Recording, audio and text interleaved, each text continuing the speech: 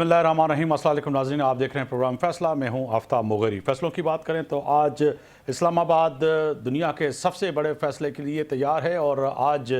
जो है इस्लामाबाद में तैयारियां मुकम्मल हैं और इसके साथ साथ अमेरिका समेत ईरान समेत पूरी दुनिया इस वक्त मुंतज़र है इस्लामाबाद के उस बड़े फैसले की जिस फैसले से कहीं ना कहीं नताइज सामने आए। अगर नताइज की बात करें तो प्रेसिडेंट ट्रम्प पर उम्मीद है कि इस दफ़ा जो बातचीत हो रही है उसके नताइज सामने आएंगे और ख़ास तौर पर स्ट्रेट ऑफ हॉर्मज़ भी खुल जाएगा और इसके साथ साथ कहा जाए कि ये जो जंग है वो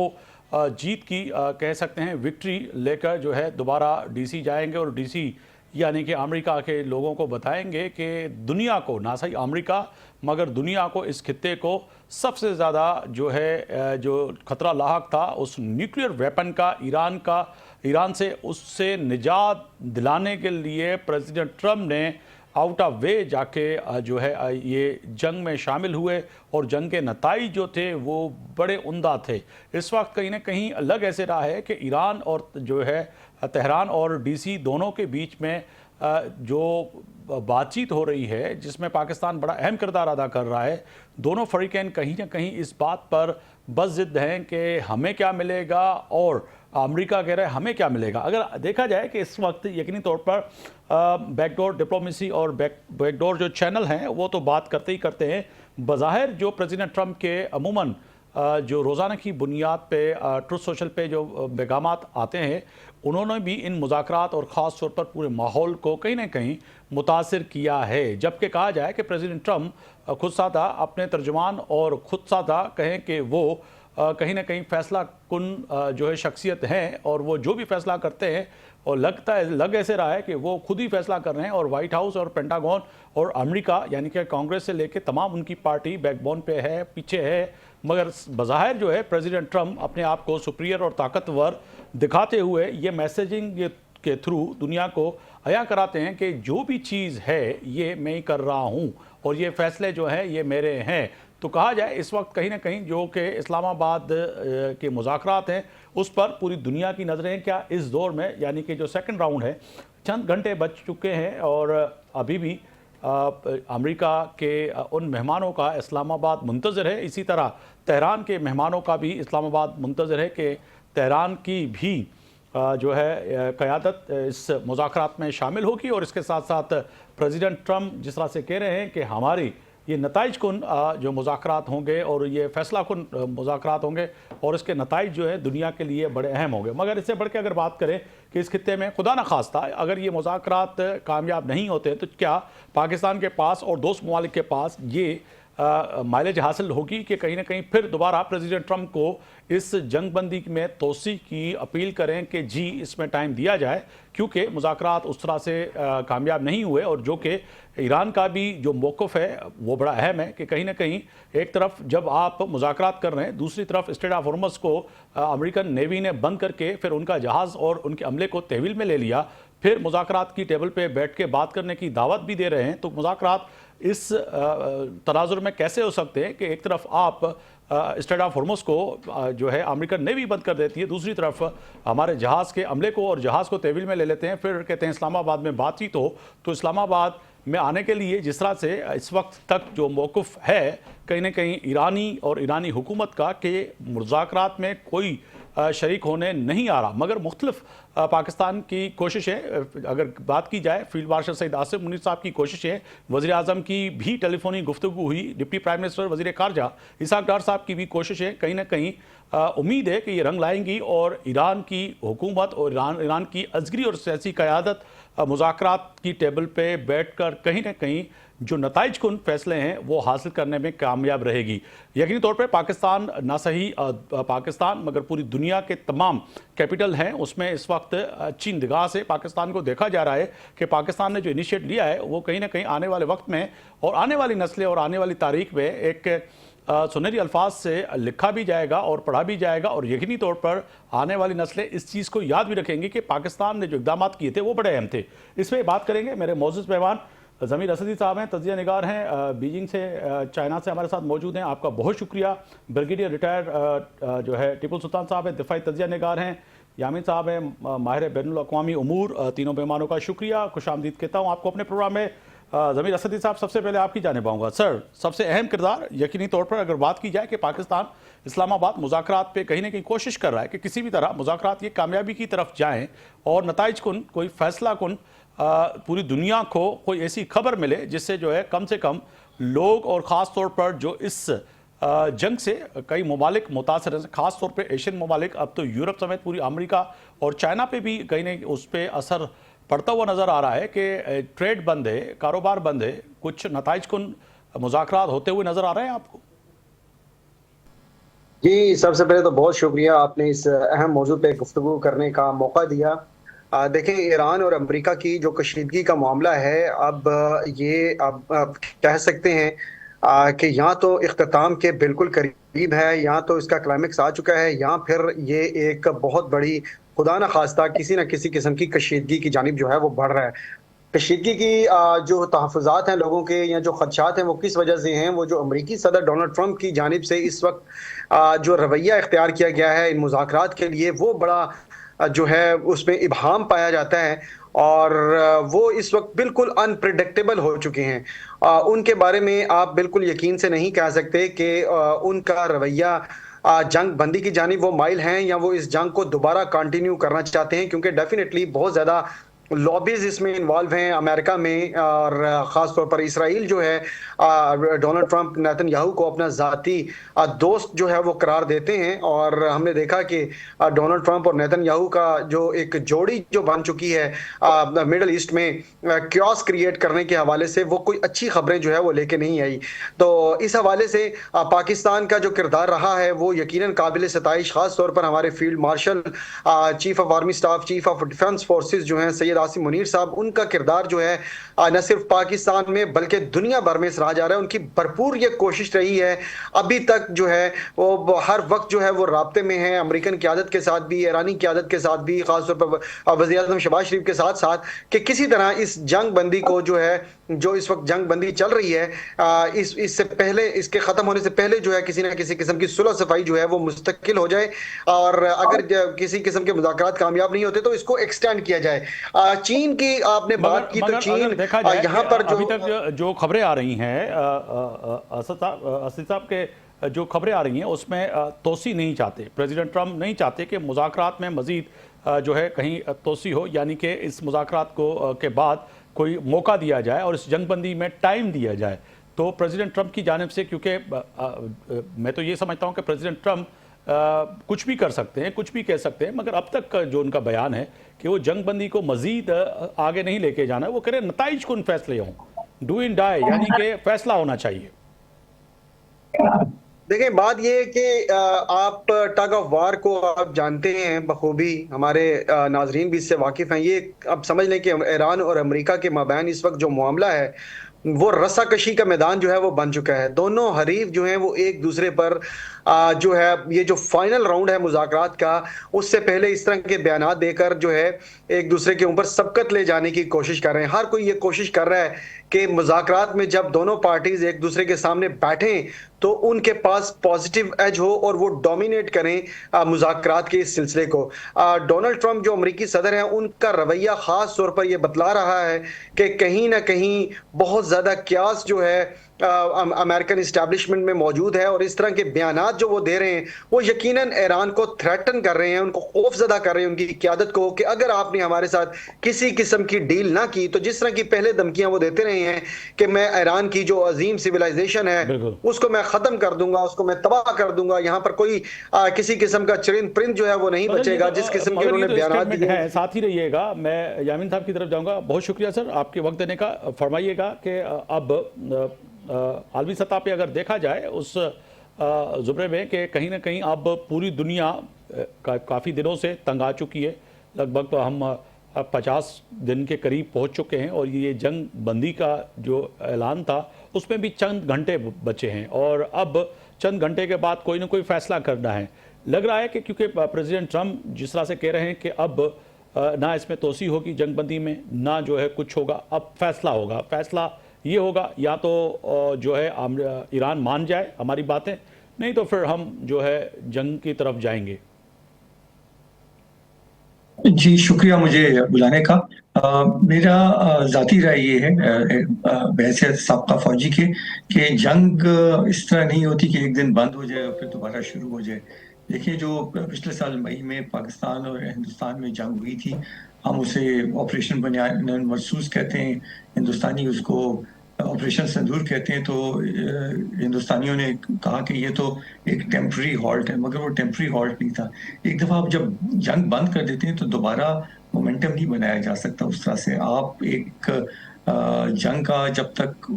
मोमेंटम होता है, जंग जारी रहती है, आप उसको मोमेंटम को तोड़ देते हैं तो जंग फिर दोबारा उस तरह से शुरू नहीं हो सकती। जंग में बहुत तवानाई की ज़रूरत होती है, बहुत एनर्जी की ज़रूरत होती है। फ़ौजों को आपने एक किसी ख़ास डायरेक्शन में मोड़ना होता है, तो इस तरह से हो नहीं सकता। तो मैं पुरुमीद हूँ कि जंगबंदी हो जाएगी। मैं पुरुमीद हूँ कि पाकिस्तान का कलीदी किरदार जो है इसमें वो कामयाब होगा, और ये कलीदी किरदार जो है पाकिस्तान के लिए भी बहुत अहम है। जैसे आपने खुद कहा कि कल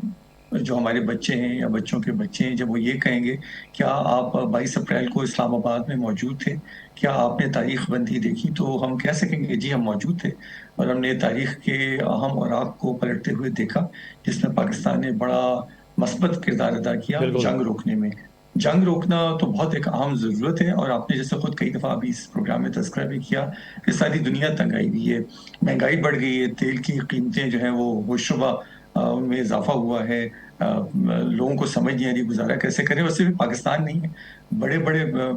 ममालिक जिसमें यूरोपीय ममालिक शामिल हैं, इसमें चीन भी शामिल है, जिनका इन्हिसार हमसे ज़्यादा है तेल पे, क्योंकि चीन या इंडिया या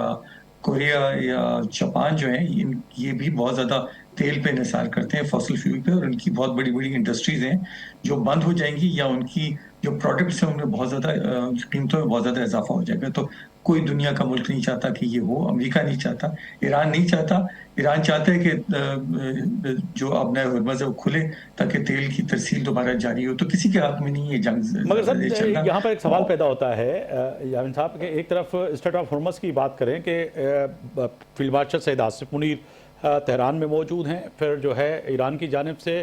ये बड़ा ज़बरदस्त और मुस्बत बयान, जो कि फिर प्रेसिडेंट ट्रम्प ने ट्रुथ सोशल पे आके उनका शुक्रिया भी अदा किया कि उन्होंने स्टेट ऑफ हॉर्मस को खोल दिया, जो कि बड़ी अच्छी और खुशाइन खबर थी। फिर उसके बाद ये भी खबर आई कि जी अब ईरान जो इक़दाम कर रहा है उनसे कहीं ना कहीं बातचीत आगे बढ़ने और मुज़ाकरात में अहम पेशरफ्त हुई है, जो कि प्रेसिडेंट ट्रम्प ने खुद कहा। और जाके फिर देखा गया स्टेट ऑफ हॉर्मस में फिर अमेरिकन नेवल ने जिस तरह ब्लॉकेजेस किया, बंद किया, फिर जो है ईरानी जहाज़ को अपनी तहवील में लिया, उनके लोगों को। तो कहा जाए कि अब जो ईरान का एक कह सकते हैं कि जो एक बड़ा अहम नुक्ता है कि जी आप एक तरफ मुज़ाकरती टेबल पे बैठने की बात कर रहे हैं, दूसरी तरफ इस जंगबंदी की खिलाफ वर्जी कर रहे हैं, तो बात कैसे होगी? देखिए, ये तो अमेरिका की हिकमत अमली यही है कि वो एक बात करता है और करता कुछ और है। तो इसमें मेरे ख्याल में ईरान ये बात समझ चुका है कि अमेरिका के तमाम बातों पे यकीन नहीं करना चाहिए। खुसूसन ट्रम्प साहब जो हैं वो तो बिल्कुल ही एक रियल एस्टेट डीलर हैं। वो बड़े बड़ी सादगी से या बड़ी ढिठाई से झूठ बोलते हैं, एक कीमत एक बताते हैं, फरोख्त किसी और में करते हैं। जैसे हमारे डीलर्स होते हैं, आपको पता है कि हमारी रियल एस्टेट में कैसे काम होता है, बिल्कुल इसी तरह के रियल एस्टेट में काम अमेरिका में भी होता है कि बातचीत जो होती है उनकी झूठ पे मबनी होती है। मगर ये काम इंटरनेशनल रिलेशंस में चले हो सकता है एक हद तक, मगर इस पे जंगबंदी नहीं होती। मेरा अपना ज़ाती ख्याल ये है कि जो कुछ कर रहे हैं ट्रम्प साहब या ईरानी या जो भी है, ट्रम्प साहब ज़्यादा मुर्द इल्ज़ाम में ठहराऊंगा, क्योंकि वो कहते कुछ है करते कुछ है। ये तमाम तरीके हैं ताकि जब वो मुज़ाकरात की टेबल पे बैठे तो कुछ साथ ही रहिएगा सर। मैं शामिल गुफ्तगू करूँ ब्रिगेडियर रिटायर टीपू सुल्तान साहब को। आपका बहुत शुक्रिया। जनाब फरमाइएगा कि अब जंग माजी में जिस तरह से यामिन साहब ही कह रहे थे कि जंग या तो चलती है या तो बंद हो जाती है, या तो उसके खात्मे के बाद कहीं ना कोई फैसला करना होता है, जो कि हिंदुस्तान और पाकिस्तान की जंग में देखा। मगर हिंदुस्तान का तो मौक़िफ़ बिल्कुल डिफरेंट है। वो आज भी कहते हैं कि ऑपरेशन सिंदूर पार्ट 2 चल रहा है, क्योंकि वो उनके अब ये वतीरा रहा है कि बॉर्डर 1 पार्ट 1 पार्ट 2 और फिल्में भी उनकी पार्ट 3 तक चलती हैं। तो हम तो रोज़े अव्वल से या तो सन 47 से लेके अब तक जंगी लड़े या जंग ख़त्म की है, मगर यहाँ पर लग रहा है कि जंग ख़त्म होती हुई नज़र आ रही है, क्योंकि अब चंद घंटे ही बचे हैं फैसले में। देखिए, हिंदुस्तान जो कुछ कह रहा है वो तो एक हारे हुए जो जुआरी होता है उसका आलाप है। ये हम बुनियादी तौर पे चूंकि मशरक़ वस्ता की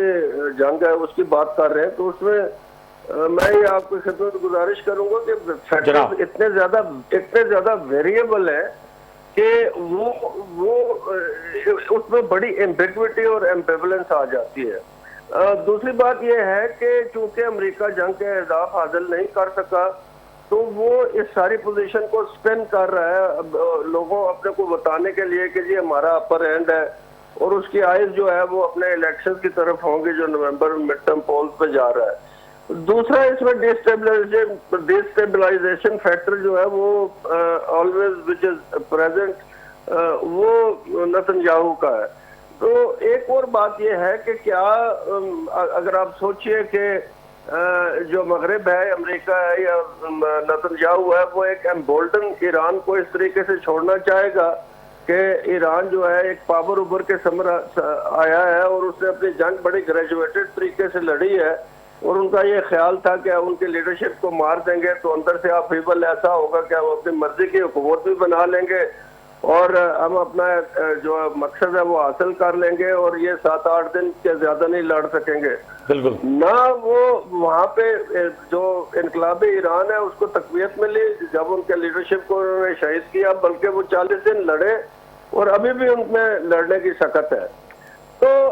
जंग जो है ना जी, वो अगर पोस्टरिंग ऐसी हो कि जैसे पहले जमाने में कन्वेंशनल वार होती थी या बैटल ऑफ फ्रंटियर्स होती थी, जिसमें कंसंट्रेशन ऑफ आर्मर्ड डिवीजन्स और इन्फेंट्री डिवीजन्स और ये तो वो एक उसमें तो बहुत ज्यादा एनर्जी चाहिए। लेकिन जब आप की कैंपेन जो है, जब आपकी जो जंग है वो टोटली 100% जो है एयरफोर्स पे मबनी हो और मिसाइलों की जंग हो, तो उसके अंदर वो आपको हजीमत नहीं उठाना पड़ती मिलिटरली जो पुराने जमाने में जो अभी रिसेंट पास्ट तक ये होती है, क्योंकि अभी जो है वो इसमें ड्रोन आने के बाद और मिसाइल आने के बाद और सैटेलाइट इमेजरी आने के बाद ये बड़ी लीथल हो गई है। एक तो बात ये है। दूसरी बात ये है कि जी मेरे ख्याल में ये जो अराइवल है लोगों का इस्लामाबाद में आने का, वो इसलिए शायद ना अनाउंस कर रहे हो सिक्योरिटी रीजन की वजह से। You might know in this morning के फलाना भी पहुंच गया, फलाना भी पहुंच गया। लेकिन मैं ये कहूँगा कि चूंकि दोनों के जो फ्रेमवर्क है, अमेरिका का भी और ईरान का भी, उनमें फर्क तो जरूर है, लेकिन बिहाइंड द सीन्स जो स्टाफ वर्क हो रहा होता है या नेगोशिएशन के जो प्रिंसिपल और या पॉइंट है, उन पर जो ड्राफ्टिंग हो रही होती है, एक फ्रेमवर्क तो उन्होंने कोई एग्री किया होगा और स्टिकिंग पॉइंट जो है वो बाद में आके शायद डिसाइड कर लें। बिल्कुल। लेकिन क्या हमें ये सोचना चाहिए कि क्या ये एग्रीमेंट जो होने जा रहा है इसमें कोई दुआम होगा या परमानेंट? मगर सर अगर देखा जाए कि अभी ताज़ा बयान जो प्रेसिडेंट ट्रम्प का है, वो कह रहे हैं कि एक अमेरिकन टीवी चैनल को जो इंटरव्यू दिया गया कि जंग खत्म हो सकती है, मगर बड़ी डील के साथ जंग के खात्मे की तरफ जा रहे हैं। तो समझा जाए कि वो बड़ी डील किसको कह रहे हैं और कौन सी डील है जो प्रेसिडेंट ट्रम्प इस ईरान से हासिल कर सकते हैं? देखो, प्रेसिडेंट ट्रम्प जो है ना जी, उस पर यकीन नहीं किया जा सकता। वो बहुत स्पिन करता है और ये पहला अमेरिकी सदर है जो अपने ट्वीट्स पे जो है वो जंग को डायरेक्शन देना चाहता है। ऐसे नहीं होता। ये जो ट्रम्प कह रहा है उस पर आप यकीन ना करें। उसको तो बहुत मसाइल है। उसको अंदर जो ऑर्थोडॉक्स क्रिश्चियन जायनिज्म है उसका प्रॉब्लम है, उसको जूइश जायनिज्म का प्रॉब्लम है, उसको उसके खिलाफ जो अपने केस है उसका प्रॉब्लम है। उसको जो है वो अगर वो मिड टर्म हार गया तो वो एक बहुत ही ज्यादा एक लेम डक होगा या लंगड़ा लूला प्रेसिडेंट होगा। He can be impeached also. तो वो एंग्जाइटी में है और कुछ लोग तो ये कहते हैं कि वो उसकी कॉग्निटिव डिक्लाइन है। तो जो तमाशा उसने लगाया हुआ है दुनिया के सामने, कुछ लोग तो ये कह रहे हैं कि चूंकि वो बिजनेसमैन है तो इस किस्म के बयान दे के तेल के कीमतें ऊपर नीचे करके तो वो बिलियंस ऑफ डॉलर भी कमा रहा है। तो बहुत सारी स्टोरियां जो है चल रही हैं, लेकिन हमें असल चीज पे फोकस रखना चाहिए। वो फोकस ये है कि ये जो नेगोशिएशन पाकिस्तान ने एक डिप्लोमेटिक एक्सीलेंस जो दिखाई है और अपनी एक्सेप्टेबिलिटी जो दिखाई है तीनों सुपर पावर्स के साथ और फारसी बानों के साथ भी और अरबी बोलने वालों के साथ भी, अगर हम हर तरफ हमारी सेना होती या हर तरफ हम एक्सेप्टेड ना होते तो ब्रिगेडियर साहब साथ ही रहेगा बीजिंग से, चीन से ये कुछ कर ना सकते जो हमने अचीव किया है। बिल्कुल साथ ही रहेगा सर। मैं जमीन सदी साहब आपकी जानिब आऊंगा। एक तो तय है कि चाइना, रूस और यूरोप एक नुक्ते पे खड़े हुए हैं, वो कहीं ना कहीं ईरान को सपोर्ट करते हुए नजर आ रहे हैं। इखलाकन तौर पे यूरोप ने भी जिस तरह से इन ट्रंप की उन ट्वीट्स और जो बातों के बाद उन्होंने जो रद्द अमल दिया कि उन्होंने मुस्बत जवाब दिया है। बारहा ट्रंप जो है तनकीद करते रहे हैं और इवन के नेटो को कागजी शेर भी करार दिया उन्होंने, और नेटो को समय समय तो यूरोप पे भी तनकीद करते रहे और यूरोप ने वाज़ेह तौर पे पैगाम दिया कि हम आपके साथ नहीं है। इसी तरह चीन और रूस, फिर कहा जाए कि इस जंग में अकेला अमेरिका लड़ रहा है मगर वो बड़ी डील की ख्वाहिश भी रखता है।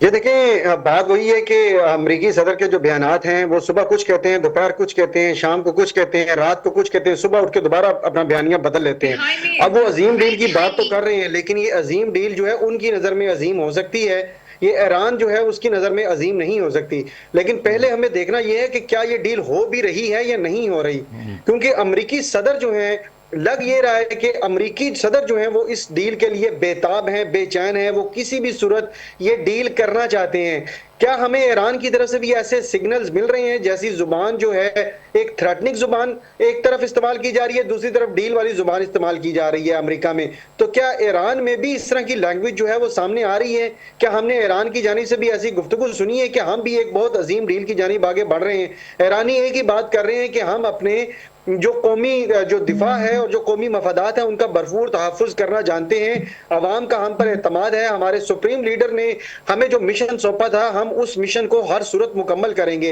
ईरानी इस वक्त बिल्कुल बेचैन और बेताब नहीं है जैसे अमेरिकी सदर बेचैन और बेताब नजर आ रहे हैं। इसका मतलब यह है कि जैसे हमारे पैनलिस्ट जो अभी बात कर रहे थे कि अमेरिकी सदर पर अमेरिका में इस वक्त बहुत बड़ा प्रेशर है, उनका मिड टर्म आ रहा है नवंबर में, अगर वो मिड टर्म इलेक्शंस हार जाते हैं तो उनके लिए ये एक बहुत बड़ा पॉलिटिकल डिबैकल होगा। आप ये देखिए कि अमेरिकी सदर इस ईरानी जंग से पहले उनकी जो डेली की जो गुफ्तगू होती थी, उनका जो बयानिया था, अपनी जो नाम निहाद कामयाबियां हैं उनको जब वो गिनवाते थे तो वो हमेशा नोबेल पीस प्राइज की बात करते थे और वो हमेशा बिल्कुल आपने कहा कि 8 जंगों से ज्यादा उन्होंने जंग रुकवाने की भी बात की और बिलखुसूस वो क्रेडिट लेते हैं इंडिया और पाकिस्तान की जंग का भी कि जी उस जंग में भी मैंने जो है कहीं ना कहीं ये रुकवाई जंग और इससे जो है कई लाख की जान बच सकी। ब्रेक का कहा जा रहा है, ब्रेक पे जा रहे हैं, साथ ही रहिएगा, वापस आएंगे तो बात करेंगे। अभी तक वफाकी वज़ीर इत्तलात अता तारड़ साहब का जो थोड़ी देर पहले जो खबर आ रही है कि अभी तक ईरान की जानिब से ये मुज़ाकरात के लिए हतमी फैसला नहीं सामने आया कि वो इस्लामाबाद आ रहे हैं या नहीं आ रहे, यानी कि तय है कि इस्लामाबाद और वफाकी हुकूमत के वफाकी वज़ीर इत्तलात और नशरियात वो कह रहे हैं कि अभी तक कोई फैसला नहीं है कि क्या ईरानी इस मुज़ाकरात में शामिल होंगे या नहीं होंगे। वापस आएंगे तो इसी पे बात करेंगे।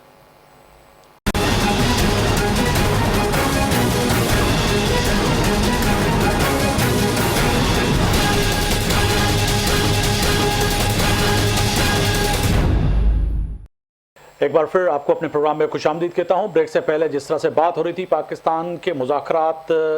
के साथ साथ इस्लामाबाद और ईरान और जो कि अब इंतज़ार है अमेरिका के उन मेहमानों का कि जिस तरह से प्रेसिडेंट ट्रंप की थोड़ी देर पहले एक अमेरिकन टीवी चैनल से जो गुफ्तगू हुई है वो बड़ी अहम है और वो कह रहे हैं कि अब फैसले का वक्त है और हमारे पास मज़ीद कोई वक्त नहीं है, ना हम वक्त देने जाएंगे। अगर मुज़ाकरात कामयाब नहीं होते तो फिर फ़ौजी तैयार हैं और हम जो है आज सुबह तक हमला भी कर सकते हैं। और ये प्रेसिडेंट ट्रंप का जो ताज़ा बयान है वो बड़ा अहम है। मगर इसके साथ साथ जो कि थोड़ी देर पहले मैंने कहा था वापस आएंगे कि अब तक जिस तरह से वफाकी वज़ीर इत्तलात और नशरियात अता तारड़ साहब कह रहे हैं कि अभी तक कोई कंफर्मेशन नहीं आई है। अगर देखा जाए कि ईरानी हुकूमत की जानिब से, और उन्होंने जो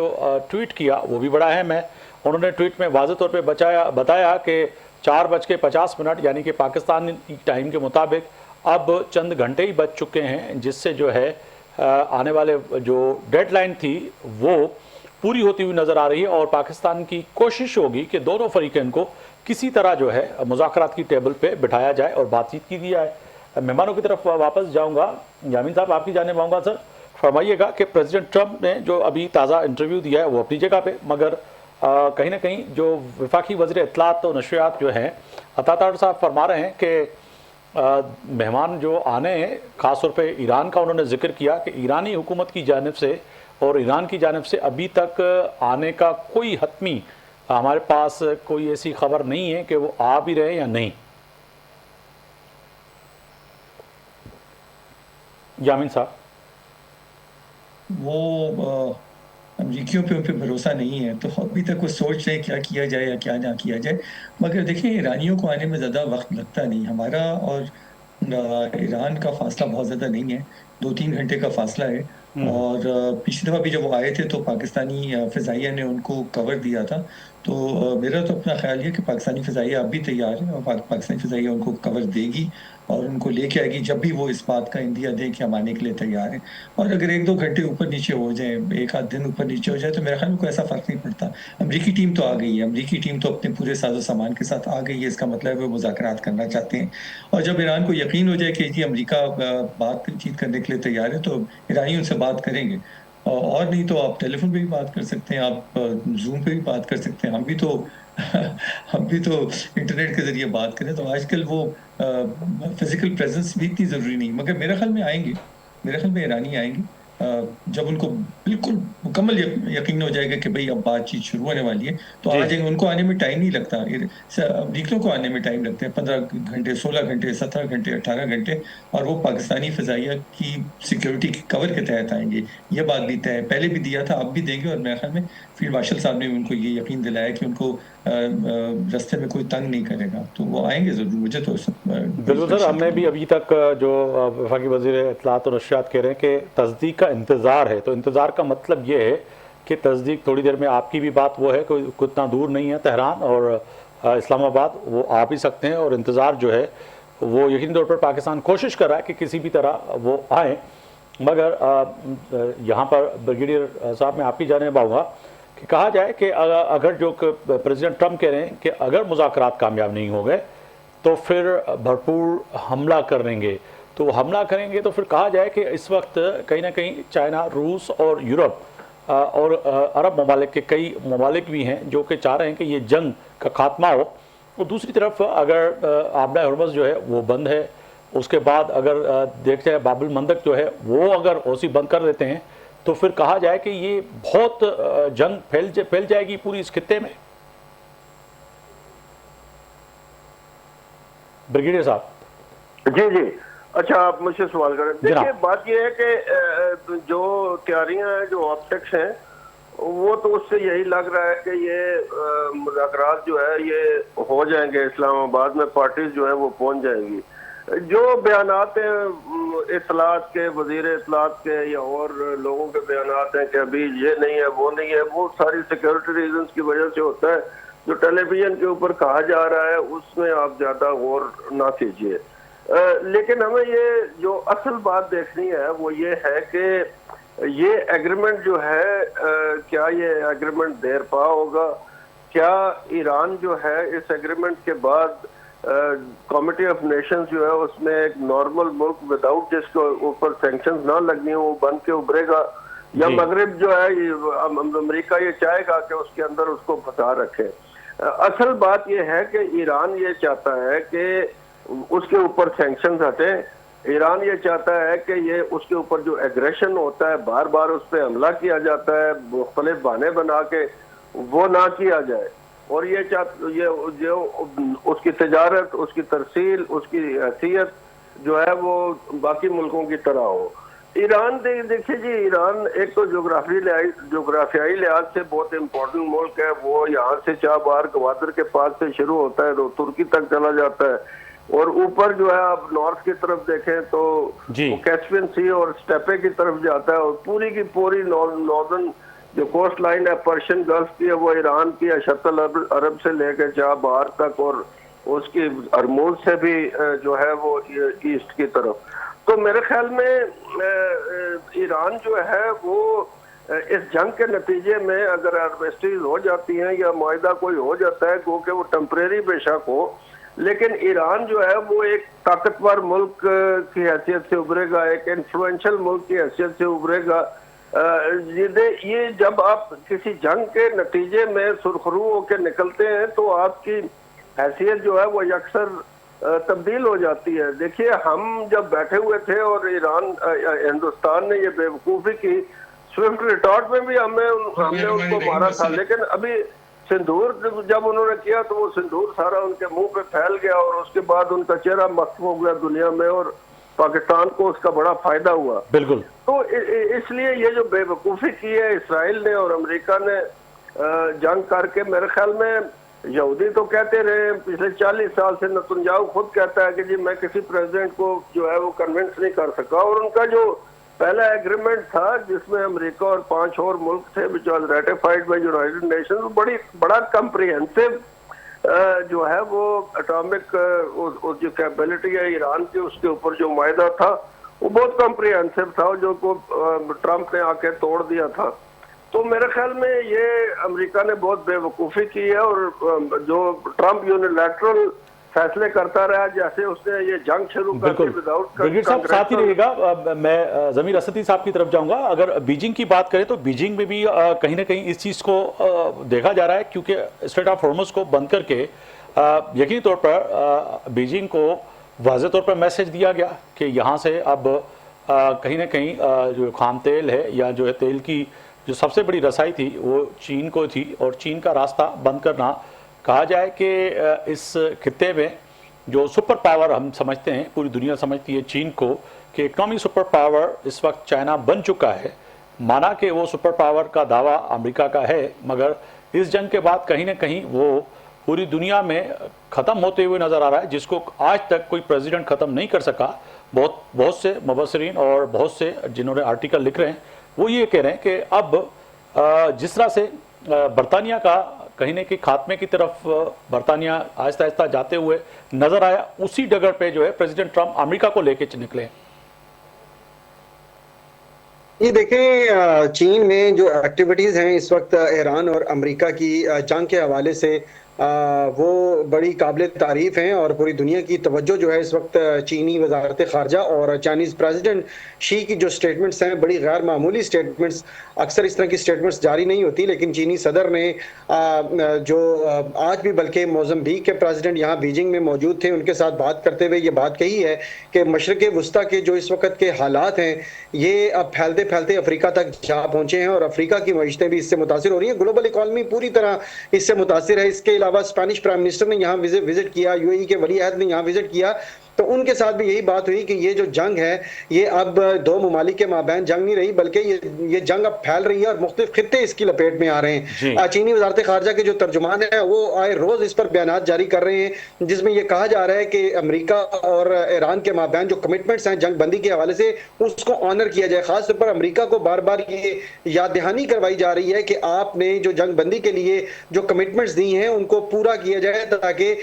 ये किसी फाइनल डील की तरफ बातचीत जो है वो जा सके, और ईरान और अमेरिका के माबैन जो दूसरे राउंड की जो तवक्को है इस्लामाबाद में वो किसी तरीके से जो है वो पूरी हो सके। चीन में ये मैं आपको बताता चलूं कि जो जंग बंदी का जो पहला मरहला था, जो मामला था, जहां पाकिस्तान ने भरपूर किरदार अदा किया, वहीं चीन की जो खामोश सफारतकारी पूरी दुनिया में जानी जाती है, क्योंकि चीनी मीडिया हो या चीनी गवर्नमेंट हो, इनका ये स्टाइल रहा है हमेशा से कि ये जो ये काम करते हैं उस पर ज्यादा शोर नहीं मचाते, बल्कि खामोशी से जो है वो अपनी जो डिप्लोमेटिक इन्फ्लुएंस है पूरी दुनिया में उसको इस्तेमाल करते हैं। तो उस जंग बंदी में भी चीन ने भरपूर किरदार अदा किया और ईरान को अप्रिशिएट किया, ईरान को इनकरेज किया कि आप अमेरिका के साथ जो है वो किसी किस्म का जो है वो सीज फायर कर लें और उनके साथ बातचीत में आप इंगेज हों। इसी तरह रशिया ने भी सरगेई लारोव जो उनके वजीर खारजा हैं, उनके ईरानी वजीर खारजा के साथ वो हर दूसरे तीसरे दिन जो है वो गुफ्तगू करते हैं, उन्होंने भी ईरान को इनकरेज किया। तो चीन और रशिया का जो बड़ा एक इंपॉर्टेंट किरदार रहा है इस जंग बंदी के हवाले से। अभी भी आप देखिए कि रशिया की तरफ से खासतौर पर यह कहा जा रहा है कि ईरान की जो यूरेनियम का जो मामला है, अगर उसमें किसी किस्म की डील नहीं होती, अमेरिका बजीद है कि यूरेनियम की अफजूदगी जो है वो रोकी जाए और जो यूरेनियम इस वक्त ईरान में मौजूद है या जिस यूरेनियम को हम तबाह कर चुके हैं, जो न्यूक्लियर डस्ट है, हम उसको भी वापस लेके जाएंगे। यूरेनियम का किसी किस्म का कोई हम जर्रा जो है, चाहे वो तबाह भी हो चुकी है, तो हम उसको ईरान में नहीं छोड़ेंगे। तो रशियंस ने ये ऑफर किया है कि अगर ईरान और अमेरिका के माबैन इस हवाले से किसी किस्म की कोई डील नहीं होती तो रशिया तैयार है इस यूरेनियम को वहां से निकालने के लिए। कैसे जाएगा रशिया की तरफ जमीर असदी साहब? यकीन तौर पे फिर एक तो मजीद हार की जानिब बढ़ेगा, क्योंकि देखा जाए कि कहीं ना कहीं इस वक्त चीन और रशिया और ईरान तीनों ममालिक जो हैं कहीं ना कहीं अमेरिका के लिए वो ममालिक हैं जिनके सामने कभी भी झुकने के लिए कोई प्रेसिडेंट ट्रम्प या अमेरिका कोई फैसला नहीं करेगा। अगर यामिन साहब आपकी तरफ आऊँ कि क्या वाकई ऐसा है कि अगर रशिया भी कहता है, जो कि आज भी स्टेटमेंट है, कि अगर कहीं ना कहीं हमारी ज़रूरत पड़ रही तो हम भी शामिल होने के लिए तैयार हैं, मगर क्या आप समझते हैं कि झुकने का फैसला करेगा? ये तो झुकने की ही मिसाल हो गई कि वो चाइना के सामने और रशिया के सामने ईरान के मामले पे झुक जाए कि जी ठीक है आप मावनत करें और आगे बढ़ें। ऐसा तो कभी अमेरिका या फिर प्रेसिडेंट ट्रम्प तो नहीं करेगा। मुझसे सवाल आप करें? जी जी। अच्छा, मैं ये कहना चाहता हूँ कि तमाम दुनिया चाहती है कि जंग बंद हो जाए और तमाम दुनिया में सब लोग मुआवनत के लिए तैयार हैं। कोई भी नहीं चाहता कि इसमें जंग में खलल डालें, इस अमन मुआहदे में खलल डालें, माँ सिवाय शायद इजराइल के। इंडिया के भी सर आप भूल रहे हैं, इंडिया के इंडिया तो बीड़ी बिल्ली बना बैठा है जी एक कोने में, उसको तो समझ ही नहीं आ रही उसके साथ क्या हो रहा है कि जी जो पाकिस्तान जिसको इतना बुरा मुल्क समझता था कि जी ये तो कल खत्म हो जाएगा, वो मुल्क जो है पीस मेकर के रोल में आ गया। तो इंडिया को तो समझ नहीं आ रही कि मुझे कल दिल्ली में दोस्त बता रहे थे नरेंद्र मोदी जो है गुजरता 5-6 दिन से सोए नहीं, ना अजीत डोभाल सोए हैं, ना अमित शाह सोए हैं, तो इनकी नींदें तो हमने आराम कर दी है। देखिए वो जयशंकर ने कितनी गंदी जबान इस्तेमाल की कि हम दलाल जी, भाई तुम दलालों से भी बुरे हो। ये हिंदुस्तानी जो है इनकी तो पॉलिसी की धज्जियां उड़ गई हैं और उनको कुछ समझ नहीं आ रहा कि कैसे अपने आप को दोबारा दुनिया की स्टेज पे लाके ये साबित करें कि वो कोई मुल्क है, वो कोई ऐसा मुल्क है जो कोई बड़ा काम कर सके। देखिए इस जंग से पहले मोदी साहब गए और उन्होंने झप्पी डाली नेतन्याहू को, उन्होंने कहा जी ना हम दोस्त नहीं, हम तो भाई हैं। उसके बाद जंग शुरू होगी तो किस मुंह से अरबों से कहें या किस मुंह से वो ईरानियों से कहें कि हम तुम्हारे साथ हैं। तो हम इस खत्ते में इंडिया का तो एक बहुत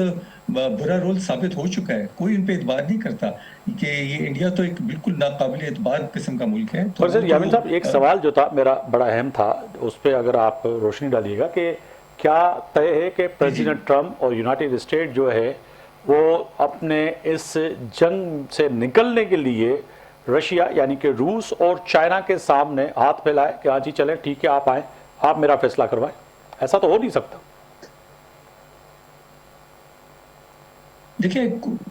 कोई भी किसी के सामने हाथ नहीं फैलाता, ये डिप्लोमेसी में ऐसा होता नहीं। सब लोग अपना एक वकार रखते हैं और कोई किसी के सामने हाथ नहीं फैलाता। ये उस पॉइंट ऑफ व्यू से कर जो अमेरिका की सोच है, पाकिस्तान बड़े भाईचारे के साथ और मोहब्बत और खलूस के साथ कर रहे हैं। जी जी देखिए अमेरिका की सोच तो ये है कि वो अपने आप को काउबॉय समझता है, वो समझते हैं कि तमाम दुनिया को ज़ेर कर ले। उन्होंने जो वेनेजुएला में किया था उनका ख्याल था कि 45 मिनट वो ईरान को फतह कर लेंगे, रिजीम चेंज हो जाएगी, उनके यहाँ एक नई हुकूमत आ जाएगी, हो सकता है रजा शाह पहलवी के बेटे को वहाँ मुसल्लत कर दिया जाए। ऐसा पाकिस्तान भी इतनी छोटी कौम नहीं है, तो देखिए कोई किसी के आगे गिड़गिड़ाता नहीं है। अगर आप गिड़गिड़ाना शुरू कर दो तो आप मुल्क नहीं रहते फिर नहीं, मगर उनकी जो पॉलिसीज हैं जो कि रशिया भी यानी कि एक होता है वो उनका एंटी ममालिक हैं, उसी पे सियासत होती है उनकी, जैसे कि हिंदुस्तान की घूम फिर के सियासत हम पे भी होती है, तो वहाँ पे भी यही मामला है। मगर ब्रिगेड साहब मैं आपकी जानने पाऊँगा, ब्रिगेड साहब फरमाइएगा बिल्कुल फैसला नज़दीक आ चुका है। सुबह 4:50 पे ये वक्त ख़त्म होने को है और इस वक्त ख़त्म होने के बाद यकीनी तौर पर इंतज़ार है, क्या इस वक्त ख़त्म होने के बाद भी आप समझते हैं कि खुदा न खास्ता कि जो अमेरिका है वो तेहरान पे या ईरान पर हमला नहीं करेगा और मुज़ाकरात के बाद कोई डिसीजन होगा? नहीं, देखिए, ये जो सेटअप हुई है चीज मुज़ाकरात के लिए, ये तो होगी। You have to go through this process and whatever is setup, तो उसके बाद ही कोई अपनी बात सामने निकल के आएगी कि मुआहदा किस किस्म का हुआ है और ये देर पा है कि नहीं है। ये तो होगा जरूर। लेकिन मैं आपको एक चीज जो है ना, आपकी तवज्जो उस तरफ मबजूल करना चाहता हूँ कि गुज़श्ता 150 साल से पूरी दुनिया इस चीज का हल नहीं ढूंढ सकी कि अमेरिका जो है, जो अटलांटिक और पैसिफिक के पार बैठा हुआ है, जोग्राफिकली सिक्योर है, और वो बाकी दुनिया को इफेक्ट करके, चाहे वो जंगे अजीमें लड़े, जो मर्जी करे, अपनी गन बोर्ड डिप्लोमेसी करे, अमेरिका के मेनलैंड को जो है ना वो कोई खतरा नहीं रहा है। गुज़श्ता 150 साल से कोई उसको उस तरीके से पेनिट्रेट कर नहीं सका। हाँ, बरतानिया के साथ उनकी जंग जरूर हुई है अपना इलाका छुड़ाने के लिए, वो अपने अंदर वो एक अमेरिका की अपनी सिविल वॉर हुई है, लेकिन अमेरिका वो वाहिद मुल्क है शायद दुनिया का जो जंगों से इस तरीके से फिजिकली टेरिटोरियली इफेक्ट नहीं हुआ। और दूसरी बात यह है कि जी तेल की तरसील में और अपनाए जो है वो हरमूज से लेके और बाबुल मंदिर से लेके जो लोग ज्यादा इफेक्ट होते हैं वो यूरोप है, एशिया है। बिल्कुल। जो इसराइल है वो तो अपना तेल जो है वो डार्डनेल्स के थ्रू रूस से ले लेता है। उसके तुर्की के साथ तल्लुकात है सफारती, गो के उनको थ्रेड शेड करता रहता है, लेकिन उसकी तेल की तरसील में जो है वो कोई फर्क नहीं आया। और अमेरिका को जो है मशरक वस्ता के तेल की उस तरीके से नई जरूरत के उसका सर्वाइवल उस पर डिपेंड नहीं करता जैसे चीन का करता है। जी। तो ये एक चीज जो है सामने रखनी चाहिए। दूसरी चीज जो हमें सामने रखनी चाहिए वो ये है कि ये पहली दफा हुआ है कि अमेरिका जो है, जो करंट जो अमेरिकी एडमिनिस्ट्रेशन है, उसकी नाराजगी की वजह से पूरा यूरोप, वेस्टर्न यूरोप की मैं बात कर रहा हूँ, जिन्होंने अमेरिका का साथ नहीं दिया। ये बरतानिया जो उसका एक पिट्ठू समझा जाता है और उसकी आउटपोस्ट समझा जाता था यूरोप की एक्सेस के लिए और यूरोप को कंट्रोल करने के लिए, वो बिल्कुल बरमला उसने कहा है कि मेरा जंग से कोई ताल्लुक नहीं है और ना मुझसे पूछा गया। और स्पेन भी जो है उसने इस तरह, तो अमेरिका उस लिहाज से आइसोलेटेड जरूर है। और मिडल ईस्ट के अंदर भी अमेरिका की जो साख है वो बुरी तरीके से मजरू हुई है कि उसके जो इतने मैसिव बेसेस थे वो जो है वो प्रोटेक्ट नहीं कर सके अरब रियासतों को, बल्कि वो वहां से अपने बेसेस से दम दबा के भागे और उनको जो जहाँ पे जो सेटअप था वो वहां से कोई अपनी जो है ना खातिर खा या meaningful war effort against Iran generate नहीं कर सके। तो अरब ममालिक जो है वो उनको खतरा तो है, उनका सिस्टम ऑफ गवर्नेंस जो है उसमें इतना दवाम नहीं है, जो बादशाह हैं, अमारतें हैं, उनको इसराइल से भी खतरा है। तो असल में मैं तो ये समझूंगा कि मैं ये जरूर कहूंगा बसद माजरत के अरबों को खतरा जो है वो ईरान से लगता रहा, अमेरिका उनको बताता होगा, लेकिन असल खतरा उनको कहीं और से है। असल खतरा उनको ईरान की कमी वजह से मुझे प्रोग्राम रोकना पड़ रहा है। ब्रिगेडियर रिटायर्ड टिपू सुल्तान साहब, दिफाई तजिया निगार, आपका बहुत शुक्रिया। ज़मीर असदीसी साहब, तजिया निगार बीजिंग से आप हमारे साथ मौजूद थे, आपका बहुत शुक्रिया। यामीन साहब, आपका बहुत शुक्रिया।